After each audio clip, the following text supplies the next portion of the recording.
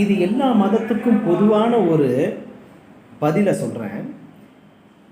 இந்து மதம் அப்படின்னு போராடுறவங்க யாராக இருந்தாலும் சரி, முதல்ல நீங்கள் இந்து மதத்தை பற்றி பேசுகிற தகுதி உள்ளவங்களான்னு பாருங்கள். அதே தான் எல்லா மதத்துக்கும் நான் சொல்லக்கூடியது. ஏன்னா இந்து மதம்னு ஒரு வார்த்தையை சொல்லிவிட்டு அதுக்கப்புறம் அதில் நீங்கள் ஜாதியை திணிக்கிறீங்கன்னா கண்டிப்பாக அது மதத்தோட சேராது. நீங்கள் ஜாதியை திணிச்சது பத்தாத மொழிகளை திணிக்கிறீங்கன்னா கண்டிப்பாக அதுவும் ஒரு இந்து மதத்தோட சேராது. இப்படி தான் கிறிஸ்துவ மதமாக இருக்கட்டும், இல்லை முஸ்லீம்காரங்களாக கூட இருக்கட்டும், அவங்க மதத்தை பேரை சொல்கிறீங்க. மதத்தை பேரை சொல்லிவிட்டு அதிலேயே எவ்வளோ பிரிவை ஒட்டக்கூடாத அளவுக்கு மனுஷால தனித்தனியாக பிரித்து பார்க்குறீங்க.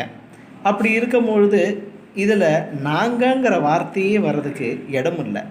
எல்லாம் தெளிவாக தான் இருக்காங்க.